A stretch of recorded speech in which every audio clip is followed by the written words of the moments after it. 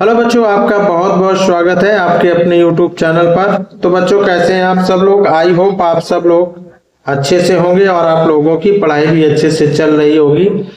तो बच्चों, आज की इस वीडियो में इंग्लिश ग्रामर के अंतर्गत पंक्चुएशन मार्क्स का पार्ट 2 लेकर हम आए हैं, और जिसमें हम पढ़ेंगे use of colon, use of question mark, use of exclamation mark, use of apostrophe.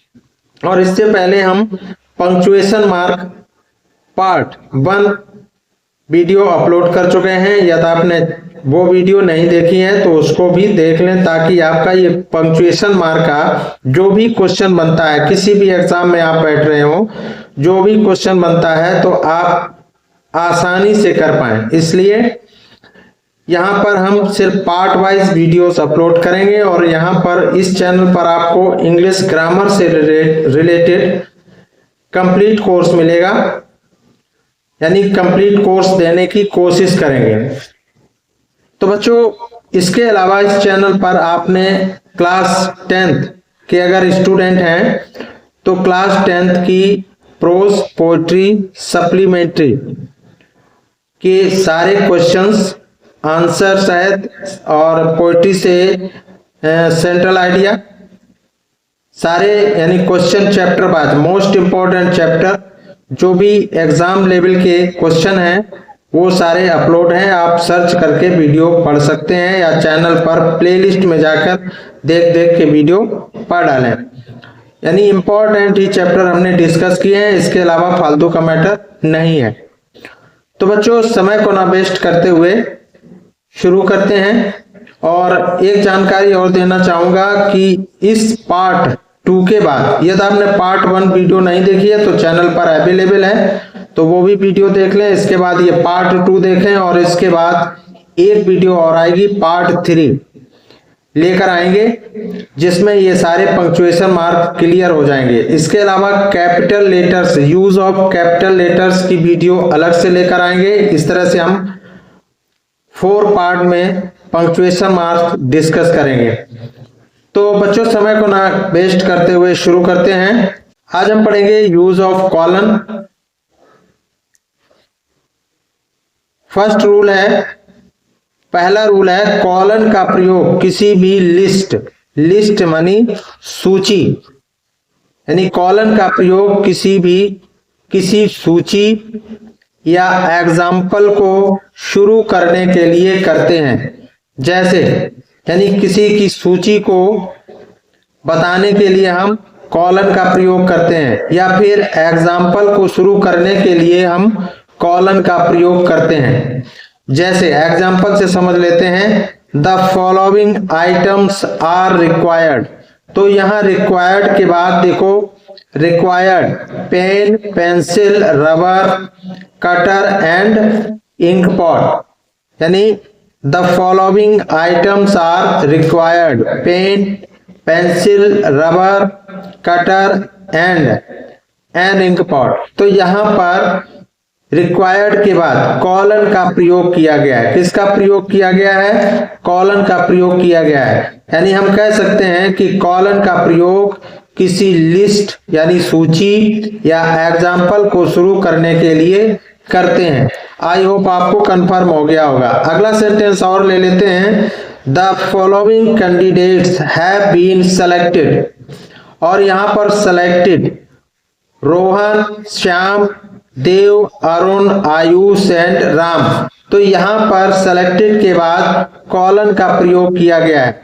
तो यह बड़े आसानी से हम समझ सकते हैं कि कॉलन का प्रयोग किसी लिस्ट यानी सूची या एग्जाम्पल को शुरू करने के लिए करते हैं। आई होप आपको क्लियर हो गया होगा। अगला पॉइंट है 2, डायरेक्ट स्पीच तथा क्वेश्चन के पहले, डायरेक्ट स्पीच तथा कोटेशन के पहले कॉलन का प्रयोग करते हैं। कॉलन का प्रयोग कब करते हैं? डायरेक्ट स्पीच तथा कोटेशन के पहले कॉलन का प्रयोग करते हैं। एग्जाम्पल से समझ लेते हैं, माई फ्रेंड सेड। तो ये क्या है? डायरेक्ट स्पीच है। My friend said I can support you. तो ये डायरेक्ट स्पीच है, यानी आपने डायरेक्ट इनडायरेक्ट पढ़े होंगे, नहीं पढ़े हैं तो कभी तो पढ़े होंगे, 9th में पढ़े होंगे या कभी क्लास में पढ़े होंगे। तो माई फ्रेंड नहीं पढ़े तो हम लेकर वीडियोस आएंगे, इसके भी आगे आपको मिलेगी वीडियोस। तो my friend said I can not, यानी आई कैंट सपोर्ट यू। तो यहां पर देखिए कॉलन का प्रयोग किया गया है, यानी कॉलन का प्रयोग किया गया है सैड के बाद, यानी डायरेक्ट स्पीच तथा कोटेशन के पहले, यानी डायरेक्ट स्पीच के बाद यानी कोटेशन के पहले, डायरेक्ट स्पीच तथा कोटेशन के पहले कॉलन का प्रयोग करते हैं। तो आई होप आपको समझ में आ गया होगा। अगला है Bacon said some books are to be chosen. Bacon ने कहा था, क्या कहा था? Some books are to be chosen and digested. तो यहां पर इसमें सेड के बाद क्या लगा है? कॉलन का प्रयोग किया गया है, यानी कॉलन का प्रयोग इस तरह से किया जाता है, कॉलन लगाया जाता है। तो ये सेंटेंस में आपको समझ में आ गया होगा। आई होप आपको क्लियर हो गया होगा। अगला पॉइंट है डायलॉग्स में स्पीकर के नाम के बाद, डायलॉग में स्पीकर के नाम के बाद कॉलन का प्रयोग करते हैं। जैसे रोहन, तो यहां रोहन क्या है? स्पीकर है। रोहन क्या है? स्पीकर है, और स्पीकर के बाद नाम के बाद, तो ये स्पीकर का नाम है रोहन, तो रोहन के बाद कॉलन का प्रयोग किया गया है। तो Rohan hello how are you, यहां पर कॉलन का प्रयोग किया गया है। तो हम कह सकते हैं डायलॉग में स्पीकर के नाम के बाद कॉलन का प्रयोग करते हैं। अगला सेंटेंस ले लेते हैं देव। देव के बाद ये देखो कॉलन का प्रयोग किया गया है। देव हाय आई एम फाइन। तो आई होप आपको ये भी पॉइंट क्लियर हो गया होगा कि डायलॉग में स्पीकर के नाम के बाद कॉलन का प्रयोग करते हैं। नेक्स्ट पॉइंट पर चलते हैं, पॉइंट नंबर 4। जब किसी वर्ड को डिफाइन या डिस्क्राइब करना हो, जब किसी वर्ड को यानी किसी शब्द को डिफाइन या डिस्क्राइब करना हो, तो उस वर्ड के बाद यानी उस शब्द के बाद कॉलन का प्रयोग करते हैं। जैसे थर्मोमीटर, तो thermometer an instrument to record temperature with, यानी थर्मामीटर में टेम्परेचर रिकॉर्ड किया जाता है। तो यहां पर ये क्या है? थर्मोमीटर का क्या कर रहे हैं? थर्मामीटर को डिफाइन कर रहे हैं, यानी वर्ड थर्मामीटर को डिफाइन कर रहे हैं या हम डिस्क्राइब कर रहे हैं। तो यहाँ पर कॉलन का प्रयोग करते हैं। तो आई होप आपको ये भी क्लियर हो गया होगा। एक एग्जांपल और ले लेते हैं। Pen, pen an instrument to write with. तो ये पेन के बाद यहाँ पर कॉलन का प्रयोग किया गया है, यानी पेन क्या है? एक इंस्ट्रूमेंट, लिखने का इंस्ट्रूमेंट है। तो pen an instrument to write with. I hope आपको क्लियर हो गया होगा। एक सेंटेंस और ले लेते हैं। Verb, a verb is a doing word, a verb is a doing verb. तो यहां पर वर्ब के बाद यानी वर्ब को डिस्क्राइब किया गया है। तो वर्ब क्या है? वर्ड है, और इसको डिस्क्राइब किया गया है या हम इसको डिफाइन कर रहे हैं।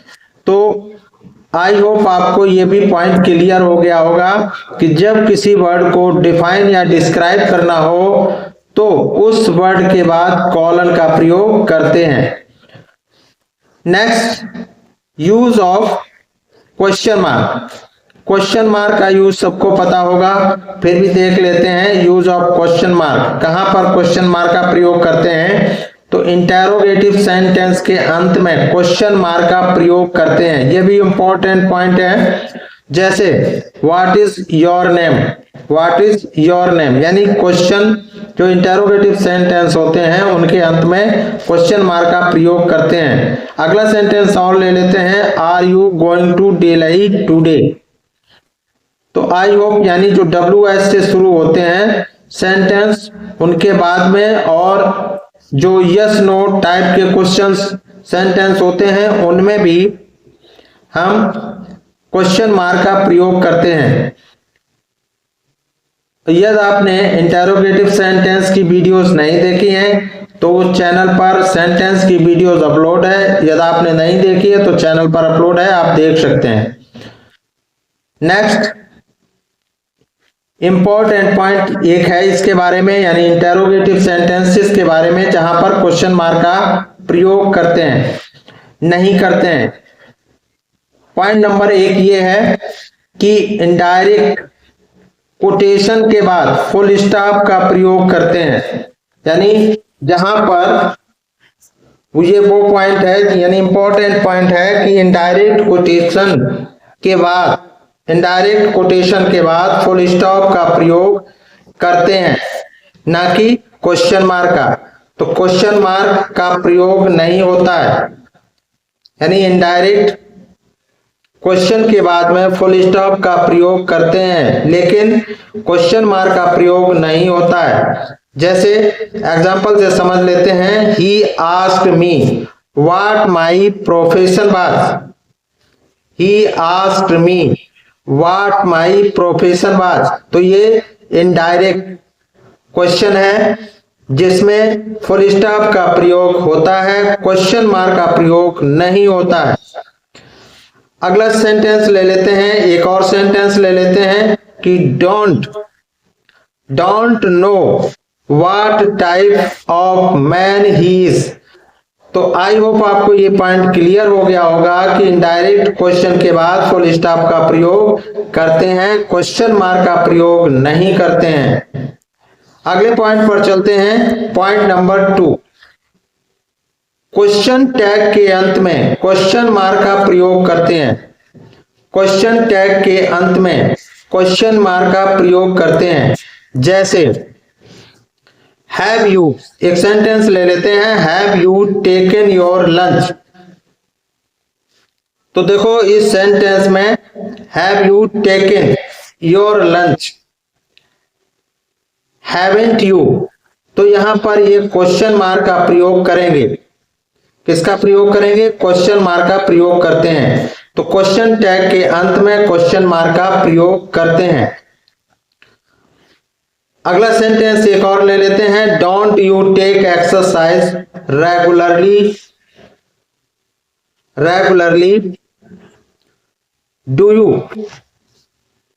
Don't you take exercise regularly, क्या आप रेगुलरली एक्सरसाइज नहीं करते हैं, क्या करते हैं? तो यहां पर हम कह सकते हैं कि यानी क्वेश्चन टैग के अंत में क्वेश्चन मार्क का प्रयोग नहीं करते हैं। तो आई होप आपको यह भी पॉइंट क्लियर हो गया होगा। आगे चलते हैं, अब देख लेते हैं use of exclamation mark. Exclamation mark का कहां प्रयोग करते हैं, आइए समझते हैं। पॉइंट नंबर 1, इंटरजेक्शन के बाद एक्सक्लेमेशन मार्क का प्रयोग करते हैं। किसके बाद? इंटरजेक्शन वर्ड के बाद एक्सक्लेमेशन मार्क का प्रयोग करते हैं। यदि आपने ये वीडियोस नहीं देखी है, एक्सक्लेमेटरी सेंटेंस जो है, यदि आपने वो वीडियो नहीं देखी है तो सेंटेंसेस की वीडियो अपलोड है, वहां पर ये आपको सेंटेंस मिल जाएगा, वहां पर ये आपको मार्क्स भी मिल जाएंगे, यानी ये एक्सक्लेमेशन मार्क भी मिल जाएगा। इसके अलावा आपको इंटरजेक्शन की वीडियोस और पड़ी हुई है, जिसमें इंटरजेक्शन की वीडियोस है। यदि आपने वो वीडियो नहीं देखी है तो चैनल पर अवेलेबल, आप पढ़ लें, आप अच्छे से और आपको क्लियर हो जाएगा। तो इंटरजेक्शन के बाद एक्सक्लेमेशन मार्क का प्रयोग करते हैं। ऐसे फ्रेजेस, सेंटेंसेस जिनके आकस्मिक, यानी जिनसे आकस्मिक मनोविकार व्यक्त होते हैं, यानी आकस्मिक मनोविकार व्यक्त हों, उनके बाद में भी एक्सक्लेमेशन मार्क का प्रयोग करते हैं। जैसे ये मनोविकार हैं, एलास, नॉनसेंस, ओहो, वेल डन, यानी जो आकस्मिक शब्द अचानक जो शब्द निकल पड़ते हैं आश्चर्यचकित करने वाले, तो उनके बाद में हम क्या करते हैं, यानी ये इंटरजेक्शन वर्ड कहलाते हैं। तो इनके बाद हम क्या करते हैं, एक्सक्लेमेशन वर्ड का, एक्सक्लेमेशन साइन का प्रयोग करते हैं या एक्सक्लेमेशन मार्क का प्रयोग करते हैं। तो आई होप आपको ये पॉइंट क्लियर हो गया होगा। आगे चलते हैं, एक्सक्लेमेटरी सेंटेंस के अंत में एक्सक्लेमेशन मार्क का प्रयोग करते हैं। जैसे एग्जाम्पल से समझ लेते हैं, यानी एक्सक्लेमेटरी सेंटेंस के अंत में एक्सक्लेमेशन मार्क का प्रयोग करते हैं। जैसे एग्जाम्पल से समझ लेते हैं, how fine a day, how fine a day, यानी कितना बढ़िया दिन है। इसी प्रकार से अगला है, हाउ नाइसली शी डांसेस, कितना अच्छा नाचती थी वह, कितना अच्छा वह नाचती है। तो यहाँ पर ये एक्सक्लेमेट, यहाँ पर इस सेंटेंस में एक्सक्लेमेशन मार्क का प्रयोग किया गया है, यानी इस सेंटेंस के बाद में एक्सक्लेमेशन मार्क का प्रयोग किया गया है। तो आई होप आपको ये भी क्लियर हो गया होगा कि एक्सक्लेमेटरी सेंटेंस के अंत में एक्सक्लेमेशन मार्क का प्रयोग किया जाता है। आगे चलते हैं, ऑप्टेटिव सेंटेंसेस। ऑप्टेटिव सेंटेंसेस के अंत में एक्सक्लेमेशन मार्क का प्रयोग करते हैं। एग्जाम्पल से समझ लेते हैं, मे सक्सेस किस योर फीट, यानी ईश्वर करे कि सफलता आपका कदम चूमे। तो आई होप आपको ये पॉइंट क्लियर हो गया होगा, यानी ऑप्टेटिव सेंटेंस के अंत में एक्सक्लेमेशन मार्क का प्रयोग करते हैं। अगला सेंटेंस एक और ले लेते हैं, may God grant U a long life. तो यहाँ इस सेंटेंस में भी एक्सक्लेमेशन मार्क का प्रयोग किया गया है। तो आई होप आपको क्लियर हो गया होगा। और भी क्लियर समझना है तो ये सेंटेंस की जो ऑप्टेटिव सेंटेंस यानी सेंटेंस की वीडियो चैनल पर अवेलेबल है, आप पढ़ लें तो और क्लियर हो जाएगा। तो आई होप आपको इतना क्लियर हो गया होगा। आगे चलते हैं, use of apostrophe. Use of apostrophe, point number 1 है, अपोस्ट्रोफी एक प्रकार का कॉमा है जो कंस्ट्रक्शंस यानी संक्षिप्त शब्दों में लुप्त अक्षर या संख्या के स्थान पर प्रयोग करते हैं। बच्चों, यदि आपको वीडियो पसंद आ रही है तो वीडियो को लाइक करें, कमेंट करें और यदि चैनल पर नए हो तो चैनल को सब्सक्राइब करें। कैंट, यानी जैसे देख लेते हैं, can't for can not, can't का प्रयोग कैन नॉट के लिए किया जाता है। देखो इसमें कैंट में, यानी यहाँ पर ओ का क्या कर दिया है, यहाँ पर ओमिट कर दिया है, ओ को ओमिट कर दिया यानी लोप कर दिया। तो लुप्त अक्षर यानी अक्षर को लुप्त करने के लिए यहाँ पर अपोस्ट्रोफी टीका यानी अपोस्ट्रोफी टी का प्रयोग किया गया है। तो आई होप आपको ये पॉइंट क्लियर हो गया होगा। इसी प्रकार से I'm for I am, shan't for shall not, don't for do not, यानी don't का प्रयोग do not के लिए और इसका shan't को शॉर्ट किया है shall not के लिए। तो आई होप आपको ये पॉइंट क्लियर हो गया होगा।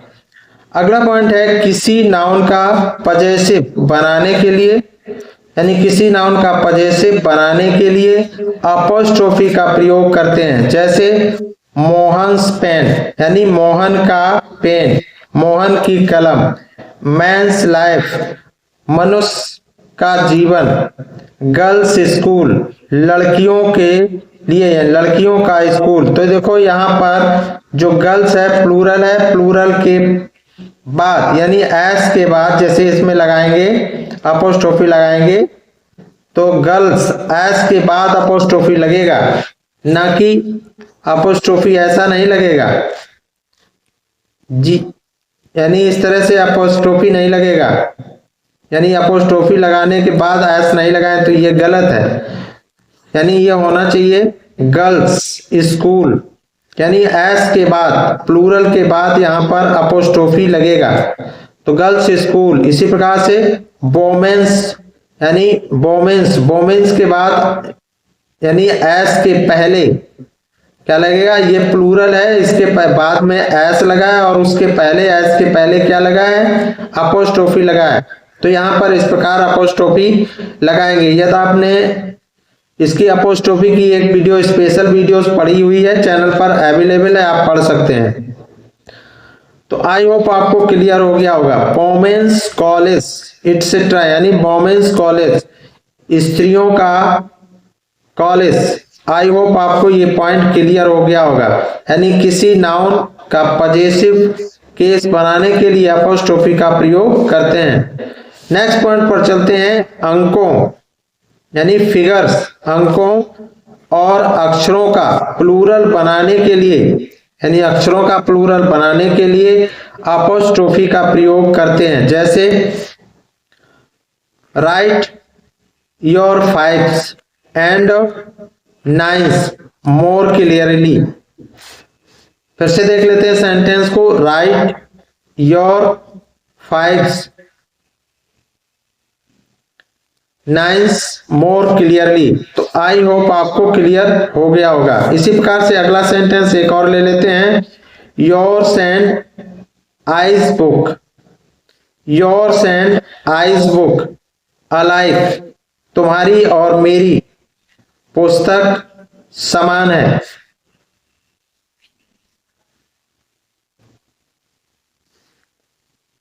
सॉरी, एक सेंटेंस और ले लेते हैं। Yours and eyes look alike, yours and eyes look alike. तो आई होप आपको ये पॉइंट क्लियर हो गया होगा कि अंकों और अक्षरों का प्लूरल बनाने के लिए अपोस्ट्रोफी का प्रयोग करते हैं। नेक्स्ट चलते हैं। इंपॉर्टेंट पॉइंट क्या है, किसके बारे में इंपॉर्टेंट पॉइंट है। यदि संख्या शब्दों में लिखी जाए, यदि संख्या शब्दों में लिखी जाए तो प्लूरल एस या एस लगाकर बनता है, ना कि अपोस्ट्रोफी एस लगाकर नहीं। यानी अपोस्ट्रोफी एस लगाकर प्लूरल नहीं बनाते हैं। क्या लगाते हैं, एस या एस लगाते हैं। यानी यदि संख्या शब्दों में लिखी जाए तो उसका प्लूरल एस या एस लगाकर बनाते हैं, अपोस्ट्रोफी एस लगाकर नहीं। एग्जाम्पल से समझ लेते हैं। धुनी बैग्स,